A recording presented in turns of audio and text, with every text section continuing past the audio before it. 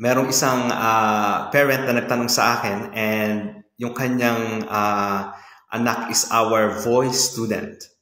And then ito yung tanong niya, sabi niya, Sir Ray, ganun ba talaga yon? Tapos na namin yung 5 sessions pero every sessions pare-parehas lang yung ginagawa sa amin sa voice lesson. Ganun ba talaga yon? Okay, so let me answer that para sa mga parents at para sa mga students na interesado din na balang araw mag-enroll dito sa amin, no? Yes, totoo po yan. Ladies and gentlemen, totoo po yun, no? Every session is the same. Pare-parehas lang. So kung voice student ka, syempre expected mo every session mo may vocalization ka. Ako nga po, 7 years po akong nag-aral sa conservatory and yeah, for 7 years, nagvo-vocalize po ako. Yun at vocalization din ang ginagawa ko. Dahil nakakatulong yun sa technique, nakakatulong yun kung paano mo ilabas ng tama yung boses mo.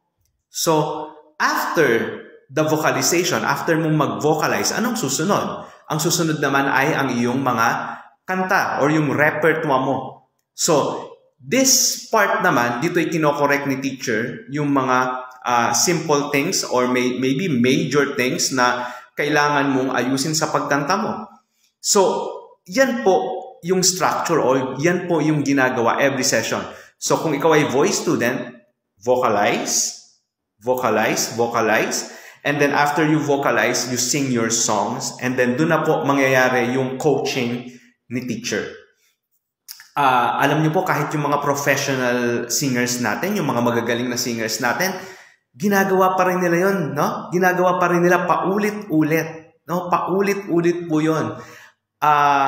Yun po yung, kumbaga, habit nila, no? Nagbo-vocalize. Yan bang mga sikat na singer na yan, sina Regine, or kahit yan, sina Martin, medyo may mga edad na sila, pero nagbo-vocalize pa rin sila. So, paulit-ulit lang po talaga. Ano ba ang nababago?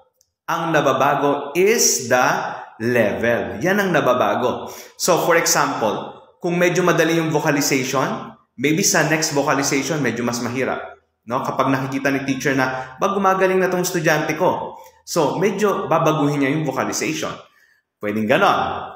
Or, sa repertoire naman, or sa mga songs mo, pwede siyang pumili ng medyo mas mahirap.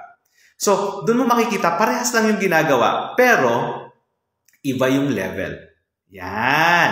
So, yun. So, yun yung sagot ko doon. Kaya, kahit mag-10 sessions ka pa, mag-15 sessions ka pa, mag-20 sessions ka pa, or more, ganun din yung pagagawa sa'yo ng iyong teacher. Pabovocalizein ka rin niya. Pakakantahin ka pa rin niya. So, yun yung aking sagot sa mga interested. And,